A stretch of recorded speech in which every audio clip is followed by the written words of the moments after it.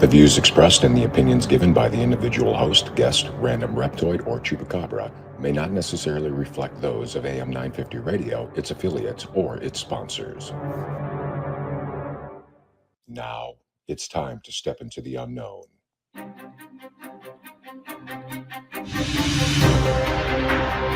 There are things people experience but never talk about.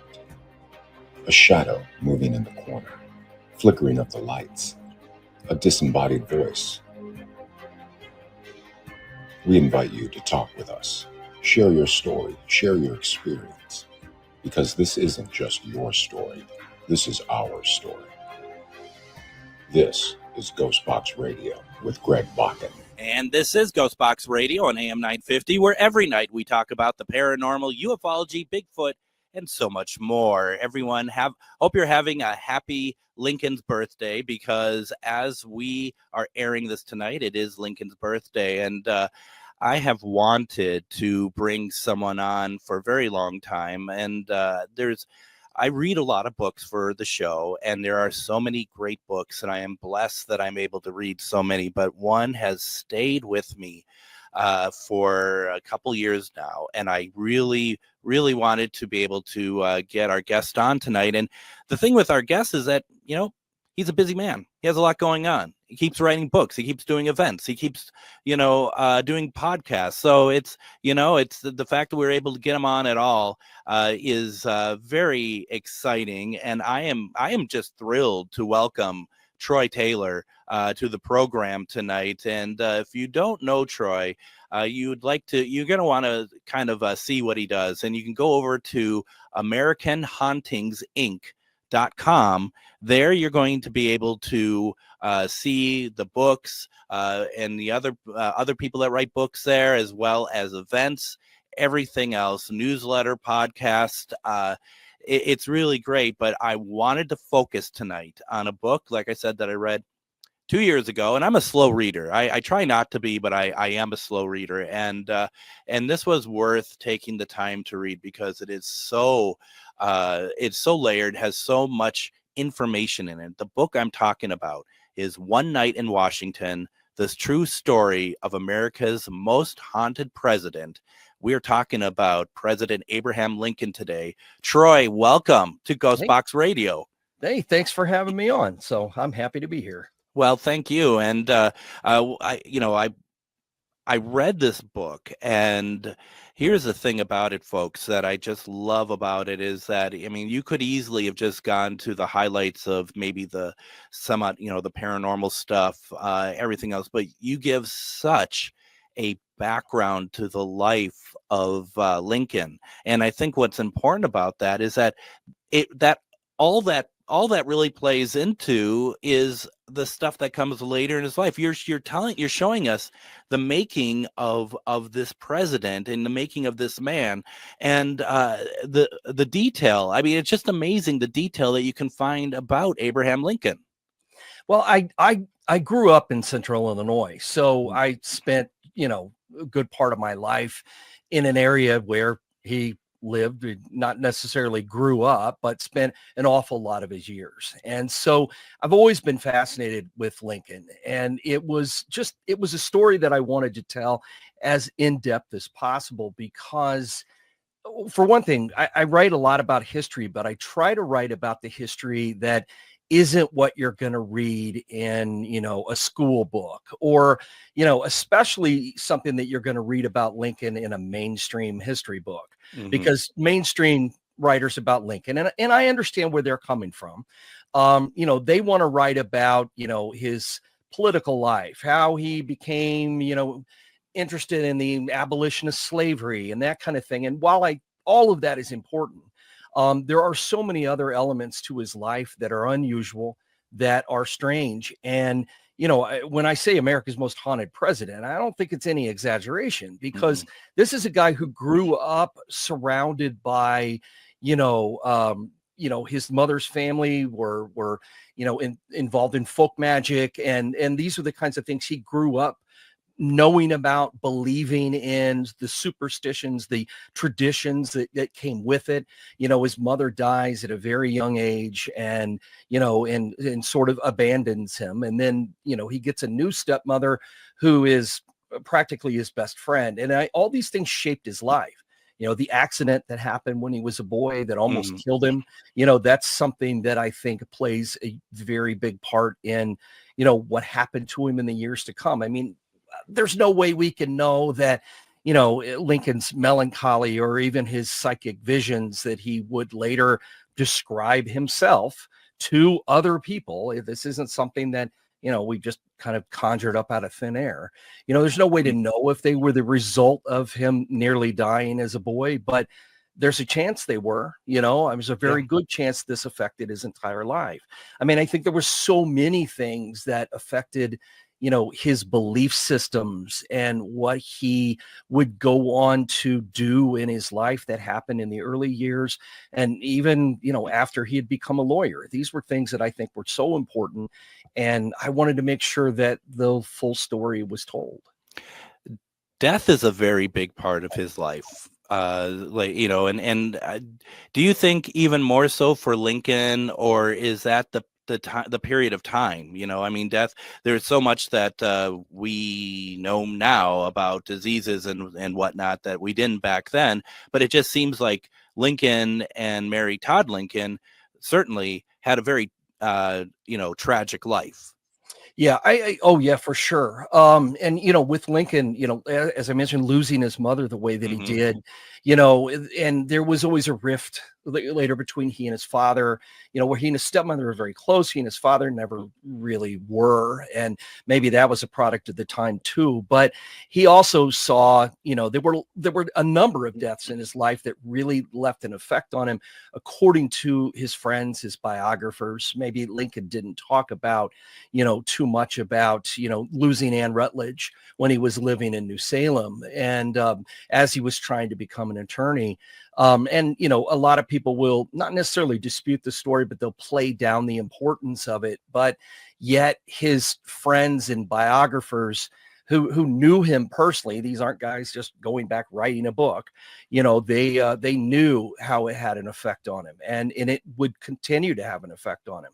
And then, of course, he and Mary lost one of their sons early, and then lost another son in the White House, which really had an effect on Mary, more so than I think anything else ever did. And living under the pressure, in that pressure cooker of the White House, that they were living in at the time. And it was extremely, as everyone knows, I don't need to tell them how volatile this time in our nation's history this was, with the Civil War. And then they lose Willie, and Mary just became unhinged. And I think that, I think she probably had issues that we would I think they probably both had issues we would diagnose now that no one could diagnose back then.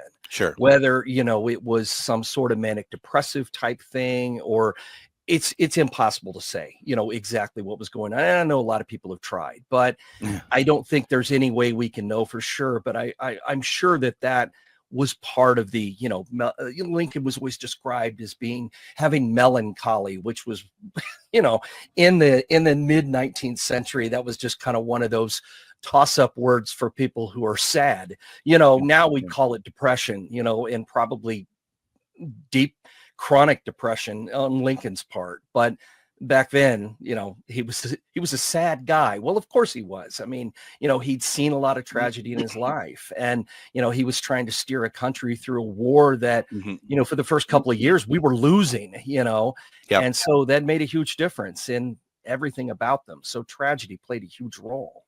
Lincoln seemed awkwardly unawkward, if that makes any kind of sense. It absolutely makes sense, because most people mistook him for this gangly frontiersman, which he was. I mean, this was a guy who knew how to relate to people. I mean, he really was a rail splitter. I mean, that's how he made extra money. These were the things he hired out to do, on neighbors' farms. And so he worked outside. He was strong. He loved it. He was a champion wrestler at a time when wrestling had nothing to do with costumes and rings.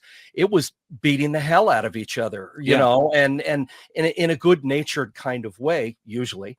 But there were lots of times when he was involved in angry confrontations and street fights. And this was a guy who many mistook for being kind of this, you know, they look at him and, you know, they see this man who stands 6'4", which was much taller than the average man at the time. He towered over everybody. He was unusual looking. I mean, he just was. I mean, and he knew it. Yeah. He knew he was.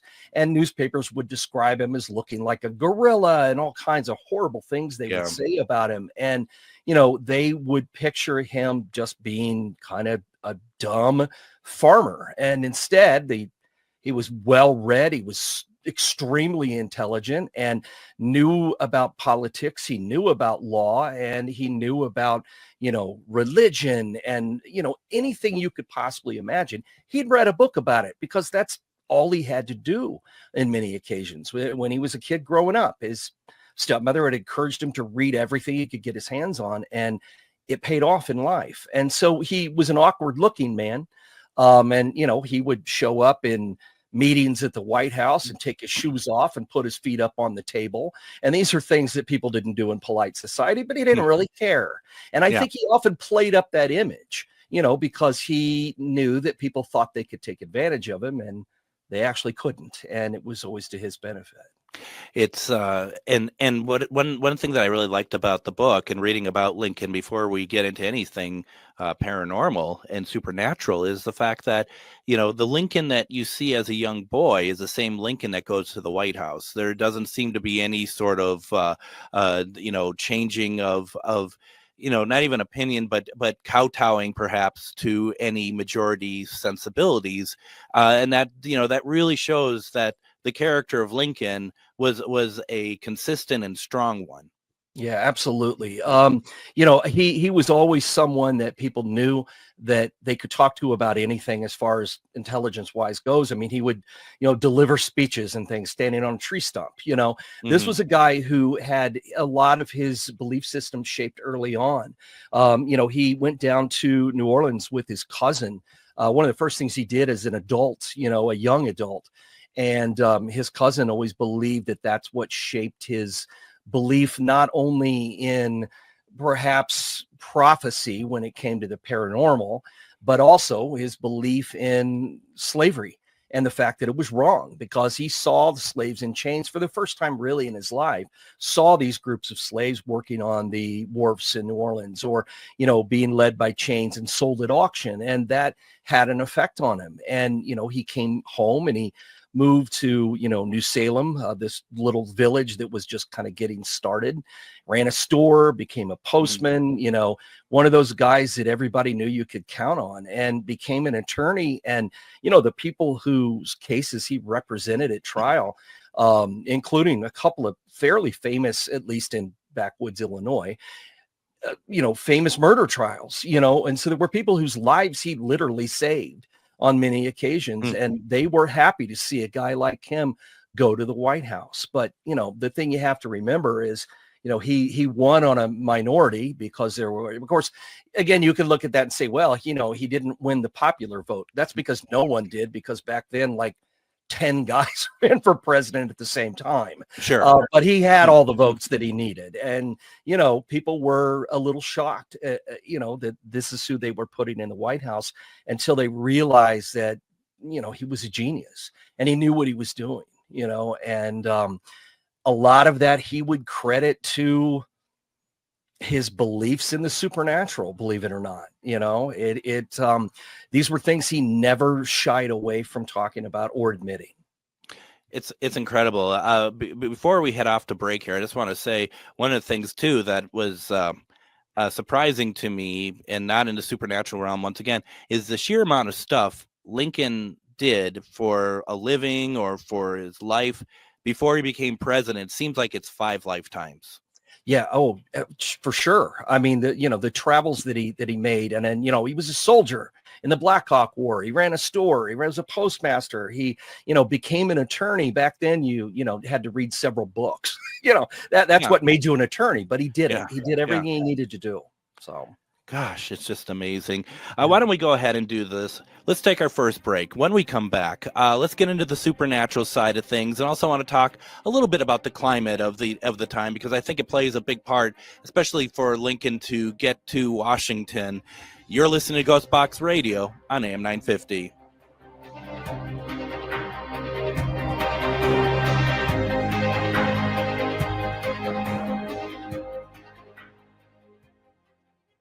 Greg Bakun here. I love historic tours of Minneapolis and seeing everything it has to offer. But if you know me, I like to include a little spooky in my tours, which is why I found the perfect combination. Minneapolis Trolley Tours does this amazing candlelight ghost tour that you have to check out. It's an extremely immersive experience. It's a trolley trip that starts out at a haunted mansion, traveling around Minneapolis locations exposing ghost stories that the public and business owners would rather left untold.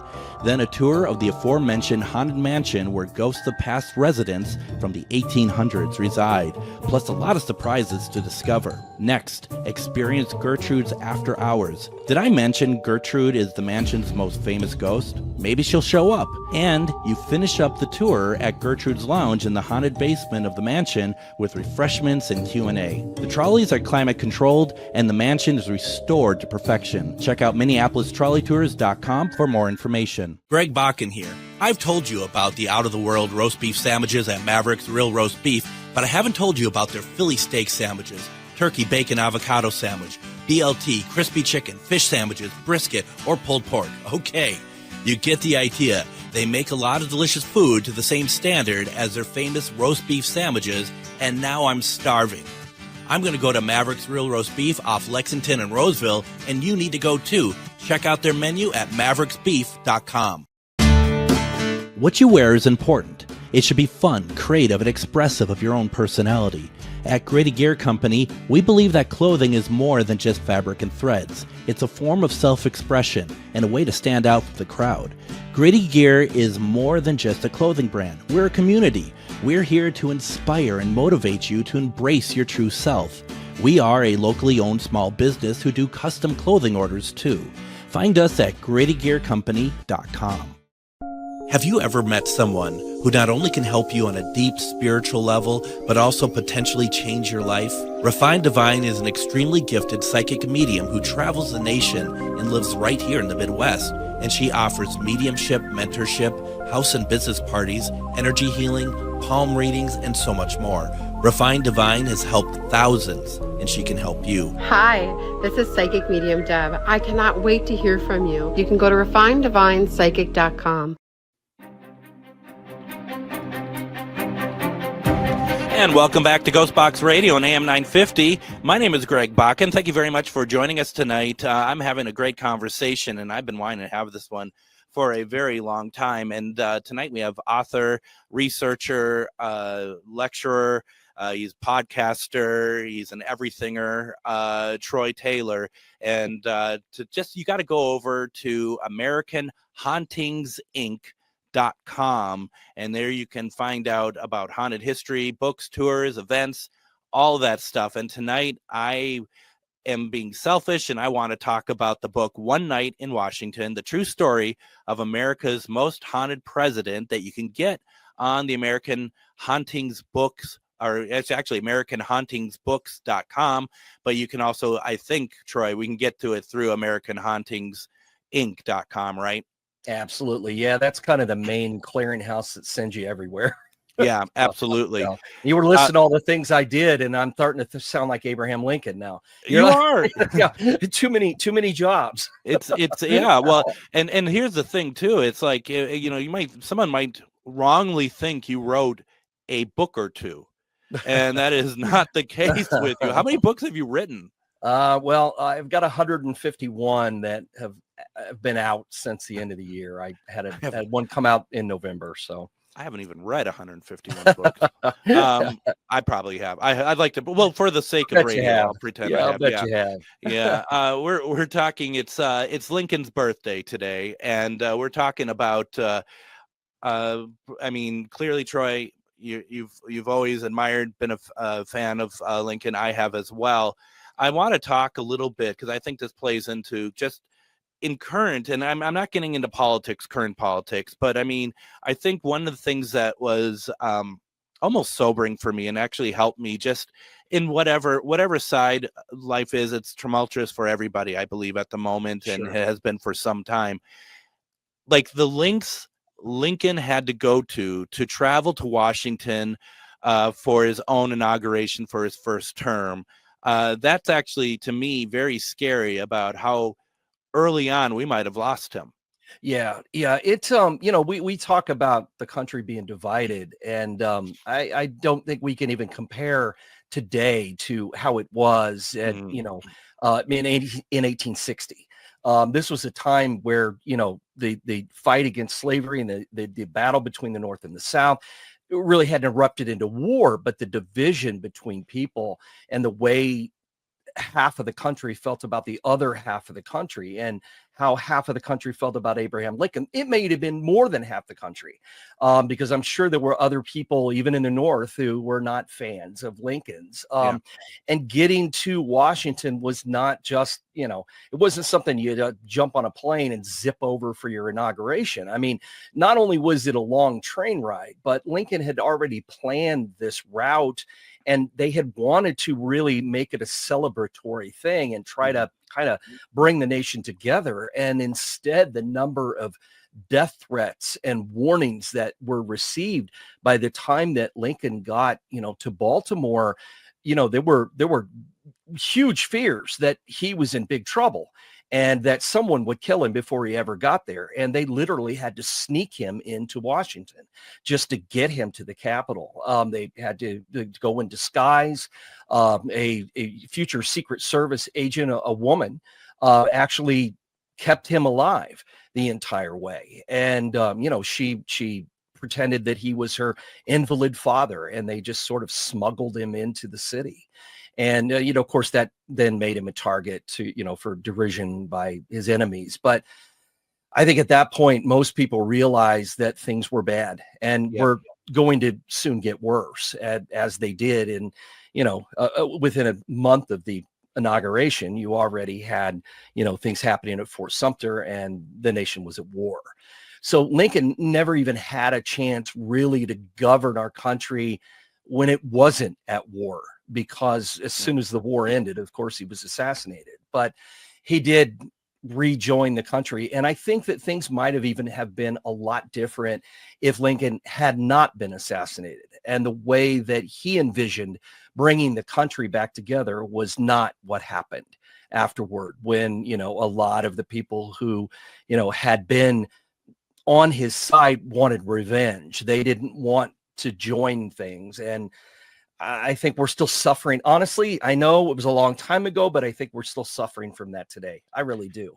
We certainly are. Yeah. All you have to do is, and I don't think so much being in the North, but just going to the southern states, you get that is a scar that is very deep. Yes, absolutely. I just say I appreciate that. I mean, that's their lives, that's how they, I mean, it's just people are brought up a certain way, and Right. that's what they've had, just like on our end. This is how we've been brought up. Right. Now, what am I wrong to think that the popular narrative has always been that Lincoln did not believe in supernatural, only Mary Todd did, like the popular narrative? Because that clearly is not the case. Right. No, that is the mainstream history version of things. And even then, people will talk about Mary's belief in the spirit world and her attending seances and things like that as a sign that she was insane. They will use the fact that she did spend some time in an insane asylum, but I don't think that had anything to do with her belief in spiritualism. I think that had more to do with, I think issues she'd had throughout her life, and things were, when pressure would pile up on her, and then Tad died. And then, Robert had, her oldest son, had little choice but to do something to try and help her. And that's not the way she took it. But yeah, to get back to it though, Lincoln had a belief in the supernatural his entire life. He'd been raised that way. I mean, it was something that his family in Kentucky had believed in. It was something that stuck with him in Indiana. And it was part of his life in Illinois, long before Mary was ever involved with spiritualism. And the thing is that to correct this, falsehood about Mary and her husband by extension, spiritualism, got its start in the late 1840s and was a national fad. It was a huge movement across the country, especially during the war, when so many people were losing loved ones. Well, this was a way to talk to them again. And so spiritualism was something followed not by, crazy people and lunatics like they try to paint Mary as being, but this was everybody. There were millions of spiritualists in the country at the time. There was a huge community in Washington of some of the most esteemed members of society in the city.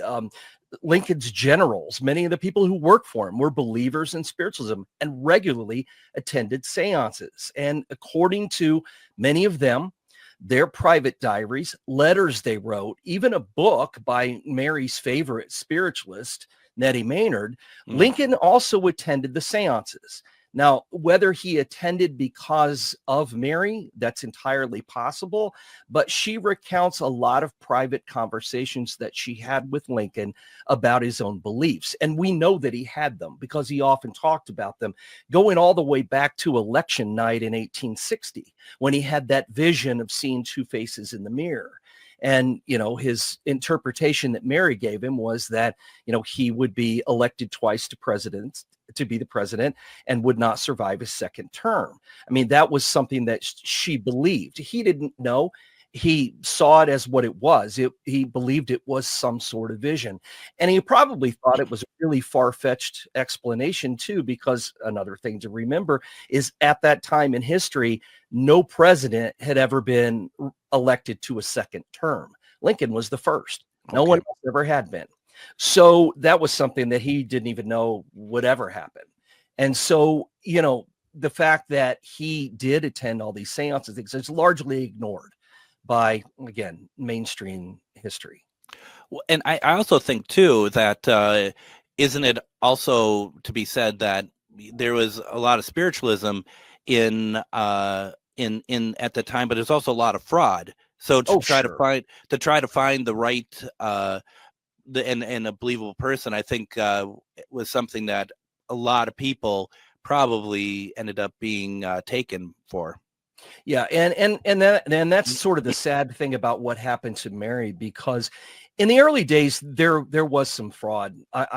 I know that there was. I mean, I've studied that. I've written books about spiritualism, and so I know that in the 1850s and 60s there was fraud already, and it would get worse as the years went by. And as I mentioned, that's kind of the sad thing about Mary, is she really got taken advantage of in the 1870s by a lot of the fraudulent psychics and mediums that were out there. But there were plenty who, seemed legitimate, or at least, were portrayed as legitimate. And so when Willie died, when their son Willie passed away during the war in the White House, as I mentioned earlier, Mary just sort of became unhinged. And spiritualism provided her with a lot of comfort, as it did a lot of other people. Yep. And I think that might have been the time when Lincoln himself perhaps was involved a little less with spiritualism, because Mary was so devoted to it that I think maybe he stepped back a bit, but not completely, because there are still accounts written by other people who experienced it of Lincoln having these prophetic, almost psychic dreams. A lot of his encounters with what we would term the supernatural came through dreams, which is, that's something that dates back to biblical days, something Lincoln would have been well aware of. And, his dream about, finding the president had been assassinated a couple of weeks before he was assassinated. And again, that's not something that was common. He didn't have a Secret Service at the time. The only protection that it was thought Lincoln needed was mostly by soldiers and by a couple of his old friends from Illinois who put together a protective detail. They thought because perhaps, one of the enemies, a Confederate spy, would be the one who might try to get Lincoln. And so no one ever thought that he would be assassinated by another citizen, especially one that was as well known as John Wilkes Booth was at the time. Right. I mean, he was a big celebrity, and he's the one who committed the murder, and no one saw that coming. And so, the Secret Service that Lincoln ironically signed into being, all it did was, chase counterfeiters at the time. It didn't have anything to do with protecting the president. So Lincoln had this dream of an assassination, which he probably, while bothered by it, dismissed it, because that wasn't something that was going to happen. No presidents had been assassinated up to that point. And, in fact, his closest bodyguard, he sent him on an errand to Richmond on the night that he and Mary went to the theater, never thinking that he'd ever need protection. And of course he did, as it turned out, but unbelievable. I mean, and the pieces that are laid out prior to his assassination, it almost is like the parting of the waves in a sense. Like this is like a fixed point in history, and that nothing that's going to happen is going to change this trajectory for Abraham Lincoln. No. Yeah. Well, and that was the thing. He was always a great believer in fate. I mean, that was one of the reasons why he would skip out away from his bodyguards that he did have, and, would decide to go out for a carriage ride. And, his friend Ward Layman would almost weekly resign from his job at the White House because he would be so angry at his old friend that, Lincoln he quit because he wouldn't take his protection seriously. And then Lincoln would have to talk him back into coming back to work, always with the promise of, oh, well, don't worry, I'll take it more seriously from now on. But he never did. And so, Lincoln believed in fate. He believed that his story was already written. And if he was going to be killed by an assassin or die from a disease or from an accident, then that's the way it was. I mean, that's how it was going to be. And so that I think really kind of informed how he looked at life during those years in the White House, and, how he ended up being killed the way that he was, unfortunately. There's so much left that I want to get to. Why don't we go ahead? We're going to try that again. I don't know my audio levels. I'm not using my normal board. Let's go ahead and take a break. When we come back, we have a lot more questions for Troy Taylor. You're listening to GhostBox Radio on AM 950. That's up. Yeah. And here's down. Yeah. Reach your highest level of consciousness and well-being with MetamorphosisConnections.com. MetamorphosisConnections.com is an online directory of the best holistic and metaphysical practitioners to help you make your most informed choices. You can search MetamorphosisConnections.com for classes, events, wellness and life coaches, plus metaphysical products and shops.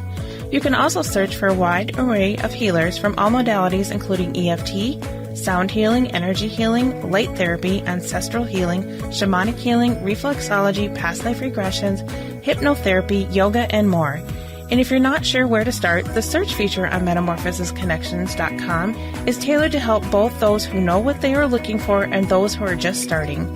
Come explore the possibilities for your higher self by visiting MetamorphosisConnections.com. Their experienced practitioners can guide both beginners and those that are already on their spiritual journey.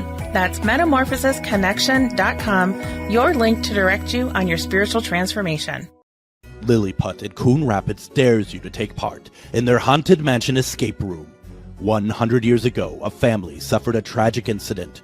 Your team is brought in to find out what happened that night, find proof of the supernatural, and help the spirits find peace.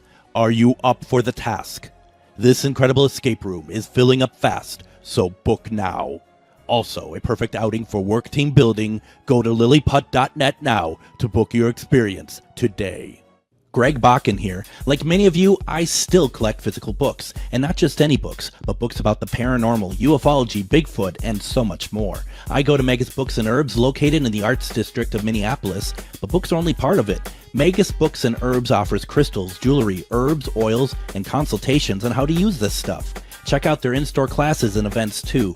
This place has everything to expand your horizons. Located at 1848 Central Avenue, Minneapolis, or visit megasbooks.com. This is Chad, owner of AM950. Recently, I had a large order of custom designed t-shirts that needed to be turned around in a hurry. I knew exactly who to call. Gritty Gear Company. Gritty Gear Company is a local company that handles large and small custom clothing and apparel orders. I had a lot of questions from color, shirt quality, and what sizes we needed. Gritty Gear Company was great to work with. They got us what we needed on time, and now everybody's looking great around the station in their new gear. Start your order at grittygearco.com. Greg Bakun here. Like you, I love good, fresh, delicious food. So I want to tell you about this treasure in Roseville called Maverick's Real Roast Beef. Maverick's has the best roast beef sandwiches I've ever had. Made fresh every order. Add fries or onion rings dropped in the fryer when ordered, and you have a winning combination. Maverick's Real Roast Beef has a lot more than roast beef, so check out their website, mavericksbeef.com, or check out their restaurant on Lexington in Roseville.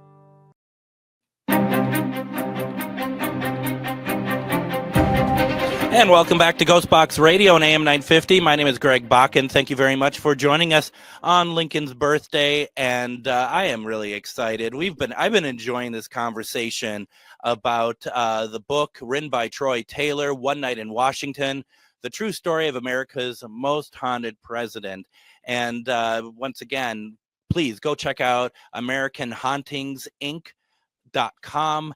You can find all the books that Troy has written and also all the events and stuff. And, you know, part of it too is you might be like, well, we haven't really talked about the assassination a whole lot. And that's because I think it's a really good reflection of the book, because the book does talk about it a lot, but it does take its time to get there, and needs to, because I think you do need to know all about this, all this pre-story. There's so much more instead of just talking about the one night in Washington. Real fast, Troy, do you think Abraham Lincoln was put on the earth just to get America out of the Civil War? Like there's a purpose for him to be here. Well, I certainly think that was his purpose. But he also, we don't want to forget the other massive achievement, which was the single-handedly, well, not really, but close enough, abolishing slavery in the way that he did. And yes, he wrote the Emancipation Proclamation and freed the slaves in what was then considered, not by Lincoln, but considered by the people there, a foreign country, which didn't mean a whole lot to people until the war ended. But it did change the lives and the trajectory of our country. There's no question about that, as did the Civil War. And I don't think, well, I know that none of the other men who ran for president at the time could have done what Lincoln did. I don't think any of them had the conviction that Lincoln did about slavery. And that was something that changed, because going into it as a politician, he tried to walk a narrow line and say, well, I'm opposed to slavery, but it'll die out on its own. We'll just leave it alone, and it's going to die out because it is a dying institution. And but that all changed, when the war began. It changed everything. And I think it speaks volumes about how other people felt about Lincoln, because so many of the people who ran against him, trying to get the nomination for the presidency, ended up in his cabinet as some of his closest advisors. He had run in 1858 against Stephen Douglas to be a senator from Illinois, and they were opposing viewpoints. But once Lincoln became president, Douglas completely changed his platform as well, and did everything he could to support Lincoln, and was, very, integral to part of his presidency. So I think that Lincoln was inspiring to people, not just today, but at the time as well. And I agree that maybe that wasn't his sole purpose, but no one else could have done it. I just don't believe it. It's almost like the universe plopped him down, and it's Yeah. like it's almost like it's as we always talk about, like candle in the wind, that sort of thing. It just you have this short spurt, and then you get what you need to get done, and that person passes away. It just seemed so like it's almost like a perfect package, and I don't mean that it's not a perfect package. It's very unfortunate, but how it all ended up and whatnot, and that the night of Lincoln going to the theater, was he not close to not going that night? Well, he had promised Mary that he would go, but he had invited. The problem is that, all the way up into the presidency and to the assassination, there had been omens and foreshadowings for years leading up to these things. And then on the night of that Lincoln had promised to take Mary, it was on Good Friday. And he had a number of people that he invited, and no one would go. All of them had something else going on, or in the case of General Grant, he had invited Ulysses S. Grant and his wife Julia to attend with them. And Julia just said, I don't want to go. I've got a bad feeling about this. And so Grant didn't go. And this is not a guy who was known for superstitions, and, being in that box ended up pretty much ruining the lives of the people who were there that night. Yeah. Major Rathbone eventually lost his mind after murdering, most of his family, or trying to, in this psychotic break that he had. So it was something that, I think Lincoln, was planning to be there and was there. There were so many things it was a perfect storm of things that went wrong that night that led to him, being assassinated, that led to Booth gaining access to his box, something again that should not have happened. A soldier who stepped away, who was found to have done nothing wrong. Had stepped away, and it wasn't his job to be there because Lincoln didn't have that kind of protection. Ward Layman had been sent to Richmond on an errand for the president. It was almost like it was supposed to happen. Right. And maybe it was. I mean, maybe that's because would Lincoln, and this is just a question. It's a rhetorical question, really. But if you've got an opinion, I'd love to hear it. Do you think we would revere Lincoln as much as we do today if he had lived out another 4 years, retired, went home to Springfield, and lived out the rest of his life as a, kind of a guy who used to be famous? I'm not sure that we would. It's an interesting question. I've thought about that too. I mean, you look at someone like President Washington, who he lived out his life. He was revered and doing great things with the American Revolution. But the thing is that we can only judge someone based on up until that point. Right. And the one thing I always think about too is Winston Churchill, who was key in World War II as a prime minister of the UK. But then in the next election, he lost. He comes back in the 60s and becomes prime minister again, or actually probably 50s. But it's, we don't remember that. We don't talk about that really. We talk about that one moment in time. It's an interesting question, Troy, for sure. Yeah, I've always wondered about it. If if we would feel the same way. We probably would, but I mean, because his achievements are still with us. But I think that has made definitely us look at Lincoln a different way. And it certainly had us exploring his supernatural side in a way that we would not have. I mean, I don't think if Lincoln had not been assassinated, we'd be talking about his prophetic dreams, obviously. We wouldn't be talking about the omens and things that kind of surrounded his death. And I don't think that he would be nearly as famous of a ghost as he is today. I always like to call him the most well-traveled ghost in American history, based on all the places he supposedly haunts, even though I really only think there's one.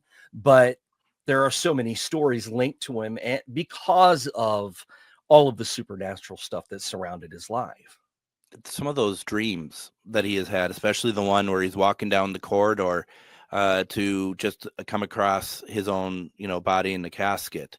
So vivid and so like, I mean, it's just, and the fact, I mean, it's horrible. It's a horrible dream, but I'm so glad that it's been recorded for history. Yeah. Me too. This is stuff that really helps. And you're right there, because it's not just Lincoln, the great president, it's Lincoln, the mystique. Right. And I it's just, I mean, and we talked about it prior to the show, even in death, the story about his remains it's ridiculous, but also it's just like, doesn't seem to be